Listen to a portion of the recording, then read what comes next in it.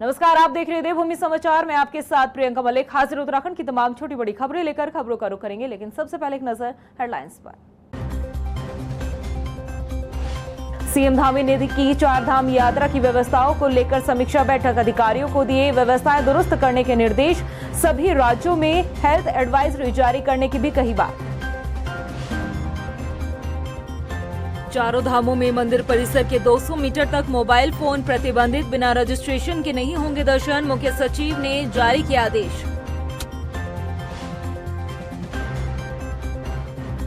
चारधाम यात्रा में फैली अव्यवस्थाओं पर सियासत शुरू, विपक्ष ने लगाया आरोप, तैयारियों के समय सरकार चुनाव में थी मस्त, तभी चारधाम यात्रा पड़ी है पस्त। और निकाय चुनाव की तैयारियों में जुटा शासन प्रशासन, हल्द्वानी के 278 बूथों पर किए जा रहे हैं कई बदलाव, मतदाताओं की संख्या के हिसाब से की जा रही है व्यवस्थाएं। हेडलाइंस के बाद बुलेटिन में खबरें विस्तार से। मुख्यमंत्री पुष्कर सिंह धामी ने सचिवालय में चारधाम यात्रा को लेकर अधिकारियों के साथ समीक्षा बैठक की है और इस दौरान सीएम धामी ने यात्रा की व्यवस्था को और अधिक दुरुस्त करने के निर्देश दिए। सीएम धामी ने यह भी कहा है कि जो यात्री है वो तय संख्या के हिसाब से ही आए। इसके अलावा यात्रा की मॉनिटरिंग करने के भी सख्त निर्देश दिए हैं ताकि तीर्थ यात्रियों को किसी भी तरह की कोई परेशानी ना हो। इसके अलावा सीएम पुष्कर सिंह धामी ने तीर्थ यात्रियों से अपील करते हुए ये बात कही है कि क्षमता से अधिक श्रद्धालु धामों में ना पहुंचे, नियमों का पालन जरूर करें और सभी राज्यों को हेल्थ एडवाइजरी जरूर जारी की जानी चाहिए। हमारे राज्य की आर्थिकी का भी बहुत बड़ा आधार है, यहाँ के लोगों का रोजगार उससे चलता है। साथ में देश दुनिया के लोग आते हैं, उनका आतिथ्य हम करें, भगवान के दर्शन करने आते हैं, चारों धामों के दर्शन करने आते हैं, लेकिन उनको परेशानी होती है तो निश्चित रूप से हम भी स्वाभाविक रूप से परेशान होते हैं, स्वाभाविक रूप से हम भी कष्ट में आते हैं उनके कष्ट को देखकर। इसलिए आज उन सभी पहलुओं पर बात करी है कि ऑफलाइन रजिस्ट्रेशन है, ऑनलाइन रजिस्ट्रेशन है, लोगों का आना जाना है, उनके रास्ते में चूँकि संख्या अधिक होने के कारण से पहुँचने में भी देर हो रही है, एक धाम से दूसरे धाम पहुँचने में देर हो रही है। तो सभी की सुविधा के लिए और अच्छे से अच्छा यात्रा में जो भी है उसको करना है। तो सारे लोगों को इसी में चर्चा आज हुई है और हमारा प्रयास है कि जल्दी से जल्दी ये यात्रा पूरी तरह से हमारी स्मूथ हो जाए। वहीं चारधाम यात्रा को लेकर एक बड़ा आदेश जारी किया गया है। चारों धामों के मंदिर परिसर में 200 मीटर तक मोबाइल फोन प्रतिबंधित किया गया है। मुख्य सचिव राधा रतूड़ी ने इस संबंध में दिशा निर्देश जारी करते हुए कहा है कि नियमों का पालन नहीं करने वालों पर सख्त कार्रवाई की जाएगी। इसके अलावा मुख्य सचिव राधा रतूड़ी ने सभी राज्यों के मुख्य सचिवों को पत्र लिखकर अनुरोध किया है कि बिना रजिस्ट्रेशन के श्रद्धालुओं को चारधाम के दर्शन नहीं करने दिए जाएंगे। सभी श्रद्धालुओं को रजिस्ट्रेशन करना अनिवार्य है। उत्तराखंड में चारधाम यात्रा इस समय पूरे चरम पे चल रही है। 10 मई को केदारनाथ, गंगोत्री, यमुनोत्री के कपाट खुल गए थे और 12 मई को बद्रीनाथ जी के कपाट भी खुल चुके हैं और बहुत ज़्यादा संख्या में यात्री श्रद्धालु पूरे देश से यहाँ आ रहे हैं। पिछले वर्ष की तुलना में दुगने श्रद्धालु इस वर्ष पहुँचे हैं और इसके लिए व्यवस्था बनाई गई है जिससे सभी श्रद्धालु सुरक्षित रहें और उनकी यात्रा सुगम रहे। व्यवस्था के अंतर्गत पर्यटन विभाग की वेबसाइट पे रजिस्ट्रेशन करने के बाद ही श्रद्धालुओं को उत्तराखंड में आना है। इसलिए ये बहुत आवश्यक है कि कोई भी श्रद्धालु बिना रजिस्ट्रेशन के यात्रा पे न आए। ये उनके लिए भी अच्छा होगा और व्यवस्था बनाने में भी मददगार होगा। चारधाम यात्रा में फैली अव्यवस्थाओं को लेकर अब सियासत गरमाने लगी है। यात्रा को लेकर उठ रहे सवालों के बीच विपक्ष ने आरोप लगाया कि सरकार चुनाव में इतनी बिजी रही कि चारधाम यात्रा की तैयारियों पर नजर ही नहीं गई। ये रिपोर्ट देखिए। चारधाम यात्रा में फैली अव्यवस्था पर सियासत, विपक्ष का आरोप, सरकार थी चुनाव में मस्त, चारधाम यात्रा पड़ी पस्त। 10 मई से शुरू हुई चारधाम यात्रा को लेकर लगातार सवाल खड़े हो रहे हैं।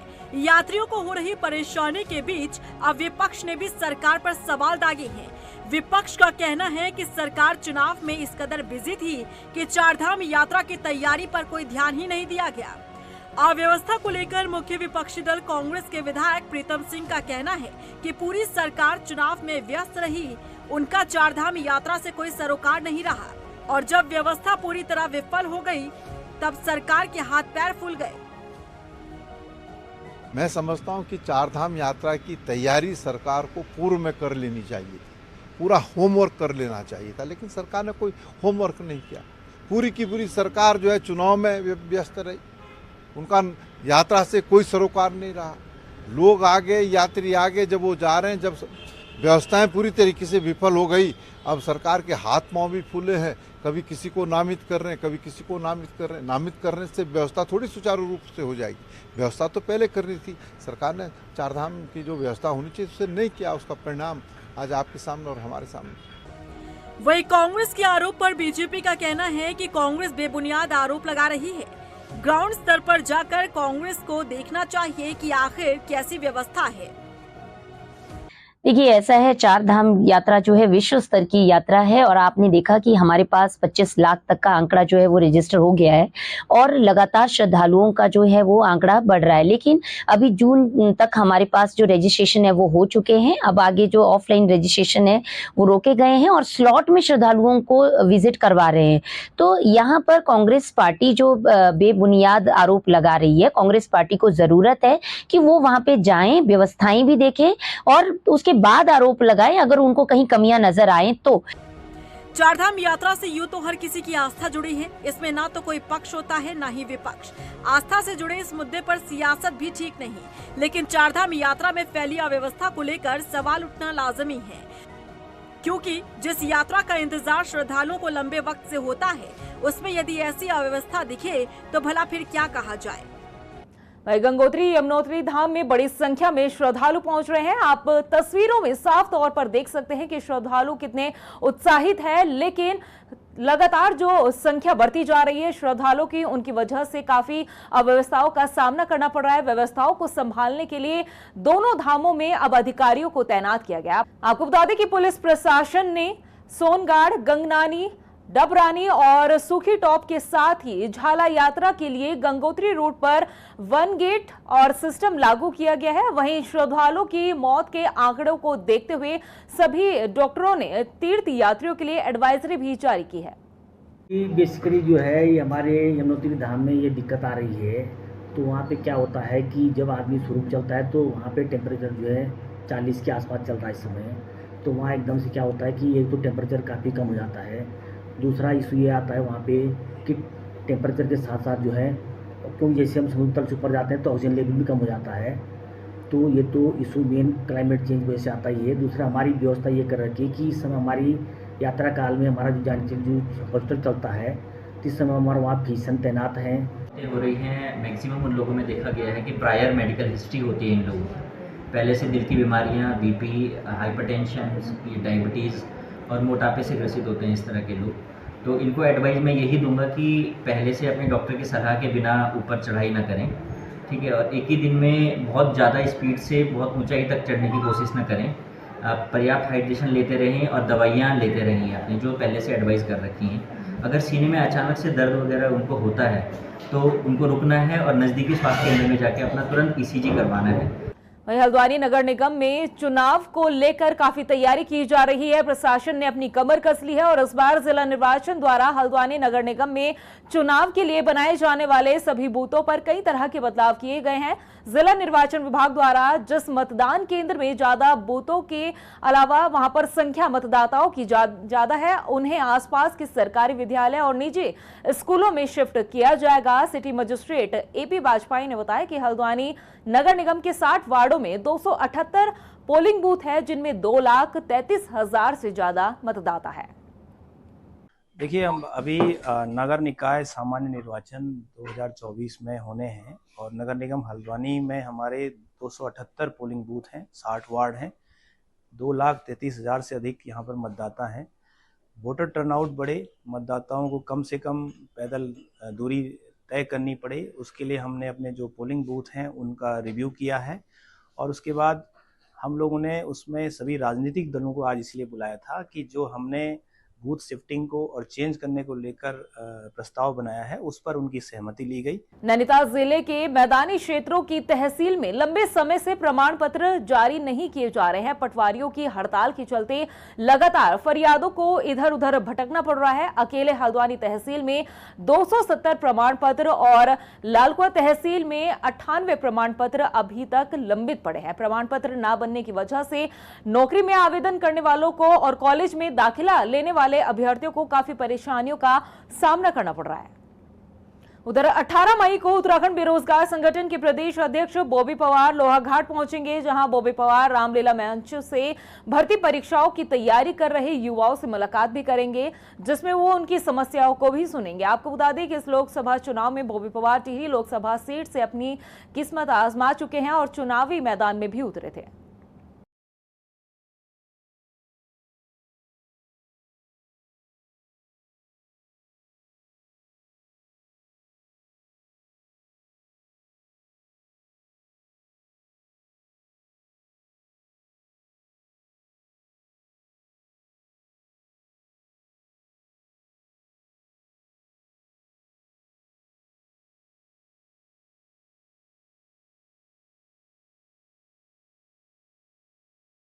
उधर गढ़वाल मुख्यालय के विकास भवन में फैली गंदगी से लोग काफी परेशान हैं। स्थानीय लोगों की माने तो जिले में स्वच्छता को लेकर कोई काम नहीं किया जा रहा है। लोगों का आरोप है कि शहर की नालियां भी शराब की बोतलों से पटी हुई है। वहीं विकास भवन परिसर में फैल रही गंदगी को लेकर मुख्य विकास अधिकारी ने कहा है कि उनके संज्ञान में ये मामला आया है और जल्द ही व्यवस्थाएं दुरुस्त कर ली जाएंगी। विकास भवन परिसर में तो ऐसा कहीं नहीं है। स्वच्छता की भी यहाँ पे नियमित हमारी टीम लगी रहती है जो नियमित रूप से यहाँ पे स्वच्छता करती है, और यदि इस प्रकार की कोई शिकायत प्राप्त हो रही है, आपके द्वारा ही बताया जा रहा है, तो हम उस पर आवश्यक कार्रवाई अवश्य करेंगे। वहीं रुड़की के रोडवेज परिसर में किसान यूनियन के नेताओं ने एक बैठक की और बैठक में रोडवेज बस स्टैंड को शहर से बाहर शिफ्ट करने को लेकर इस मामले पर चर्चा की गई। साथ ही इस फैसले पर विरोध भी जताया है। भारतीय किसान यूनियन क्रांति के राष्ट्रीय अध्यक्ष विकास सैनी ने कहा है कि प्रदेश में हरिद्वार जिले के साथ शुरू से ही भेदभाव किया गया है। रोडवेज बस अड्डे और नवीन मंडी को शिफ्ट कर शहर की जनता से भेदभाव किया जा रहा है। रोडवेज शिफ्ट होने की वजह से छात्र छात्राओं के साथ ही स्थानीय लोगों को काफी परेशानियों का सामना करना पड़ेगा, क्योंकि जिस तरह से शिफ्ट करने की बात चल रही है वो शहर से करीब 7 किलोमीटर दूर उस बस स्टैंड को फिर से बसाने की बात की जा रही है। देखिए, आप देख रहे होंगे कि हल्लू मजरा हद्दीवाड़ा किधर ये पूरा सब इतनी दूर दूर तक का एक आदमी इस रुड़की क्षेत्र का, भगवानपुर विधानसभा का, जबरेड़ा विधानसभा का एक आदमी भी ये नहीं चाहता कि रोडवेज अड्डा यहाँ से हटे। ये रुड़की की शान है, रुड़की की शान रहना चाहिए। आप ये देखो कैसा हमारे बच्चे, जैसे यूनिवर्सिटी में विदेशों तक के बच्चे हैं यूनिवर्सिटी में, तो वो वहाँ जाएंगे भाई। रात को अगर 1 बजे किसी को दिक्कत होगी, उसे घर जाना अपने, तो वो कहाँ जाकर बैठेगा। आज तो यही कहीं इतनी बड़ी सुविधाएं हैं। मतलब एक तरफ तो सरकार को जनहित में काम करना चाहिए, ये अहित में काम कर रहे। मतलब जो जनता को जिस चीज़ में लाभ है वो काम करना चाहिए। तो जनहित को देखते हुए रोडवेज अड्डा 1 फीट भी यहाँ से सरकना नहीं चाहिए। उधर लोहाघाट के चांदमारी में पेयजल संकट से जूझ रहे लोगों के लिए राजकीय इंटर कॉलेज ने मदद का हाथ आगे बढ़ाया। आपको बता दें कि विद्यालय प्रशासन ने आम लोगों की सहूलियत के लिए स्कूल के बाहर पेयजल की व्यवस्था की है, जिसका लाभ स्थानीय लोग उठा सकते हैं। इस क्षेत्र की गंभीर पेयजल समस्या को देखते हुए हम लोगों ने यहाँ पर विद्यालय की ओर से अपनी चारदीवारी के बाहर अपने संसाधनों से और अपना व्यय करके एक पाइपलाइन हमने अपने अंदर के पेयजल संयोजन की इनको चारदीवारी के बाहर हमने लोगों को मुहैया कराई है, और उसमें अनवरत 24 घंटे हमने शुद्ध पेयजल दे करके लोगों की पेयजल समस्या का समाधान करने की कोशिश की है। एक अपने में अलग पहल हम लोगों ने की है कि जो विद्यालय समय में भी यहाँ पर लोग पानी के लिए खाली बर्तन लेके पहुँच जा रहे थे, और साथ ही विद्यालय समय के बाद भी चारदीवारी पूरी न होने से अंदर तांता लगा रहता था हमारे विद्यालय के अंदर, और उसमें तमाम लोग अंदर घुस जाते थे। तो इस समस्या के लिए हम लोगों ने एक अलग संयोजन उनको अपनी बाहर में चारदीवारी के बाहर दिया है। हल्द्वानी में क्षतिग्रस्त नहरों के चलते किसानों के खेतों तक पानी नहीं पहुंच पा रहा है। इस कारण किसानों के सामने सिंचाई का संकट गहरा रहा है। हालात ऐसे हैं कि 3 पानी से गोरा पड़ाव की तरफ जाने वाली सिंचाई नहर और नाले में कूड़े की ढेर जमा है, जो कि राहगीरों के लिए भी परेशानी का सबब बनते नजर आ रहे हैं। आपको बता दें कि मामले का संज्ञान लेते हुए एसडीएम परितोष वर्मा ने अधिकारियों को निर्देश दिए हैं कि मानसून से पहले नहर और नालों की सफाई व्यवस्था दुरुस्त कर ली जाए। 2-3 बार बैठक भी की जा चुकी है और सिंचाई विभाग को निर्देशित किया जा चुका है कि अपने जितने भी सिंचाई की नहरें हैं उनकी सफाई कर लें। साथ ही जो महत्वपूर्ण नाले हैं और जिससे आपदा कारित होती है तो उनको सफाई के भी निर्देश दिए गए। जहाँ पे बहुत ज़्यादा आवश्यक हैं उसमें सिंचाई विभाग द्वारा एस्टीमेट बनाए जा रहे हैं और जैसे एस्टीमेट प्राप्त होंगे तो उसमें आगे अग्रिम कार्रवाई की जाएगी। रुड़की के देहात क्षेत्र के थाना चौकियों में खड़े वाहन पिछले लंबे समय से नीलामी नहीं हो पा रही है। हालांकि अब एसएसपी के निर्देश के बाद वाहनों की नीलामी की जो कार्रवाई है वो शुरू कर दी गई है। एसपी देहात का कहना है कि सभी वाहन स्वामियों को सूचित करने के लिए प्रार्थना पत्र भेजने की तैयारी की जा रही है और जल्द ही इन वाहनों की नीलामी करने की कार्रवाई शुरू कर दी जाएगी। एसएसपी हरिद्वार सर के द्वारा पिछली क्राइम मीटिंग में ये निर्देश सभी क्षेत्राधिकारी, प्रभारी निरीक्षक, थानाध्यक्षों को दिया गया है कि जो भी वाहन चाहे वो लावारिस में हो या किसी अन्य कारण से थाने में खड़े हैं उनके संबंध में ये जानकारी कर लें कि किसी न्यायालय में यदि कोई मामला लंबित नहीं है तो उनके स्वामियों को चिन्हित कर उन्हें नोटिस आदि देने की कार्रवाई पूर्ण करके उनके निस्तारण के लिए अग्रिम कार्रवाई की जाए, ताकि जो थानों में जगह है वो थोड़ी खुल सके, स्पेस क्रिएट किया जा सके और जो लंबित माल हैं उनका निस्तारण आगे हो सके। इसलिए इस संबंध में अग्रिम कार्रवाई के लिए सभी प्रभारी निरीक्षक, थानाध्यक्ष अपने स्तर पर कार्रवाई कर रहे हैं और जल्द से जल्द इस कार्रवाई को पूर्ण कर उन वाहनों के निस्तारण हेतु आवश्यक उपाय किए जाएंगे। उधर रुड़की के आदर्श नगर में हुई महिला की मौत के मामले में परिजनों ने ससुराल पक्ष पर हत्या का आरोप लगाया। परिजनों के आरोप लगाने के बाद अब पुलिस ने इस मामले में मुकदमा दर्ज कर लिया है और मामले की जांच में पुलिस जुट गई है। कल वो लेके तो आए हैं इन लोगों को, बट अभी हमें कुछ पता नहीं है एग्जैक्टली क्या सिचुएशन है उन लोगों की।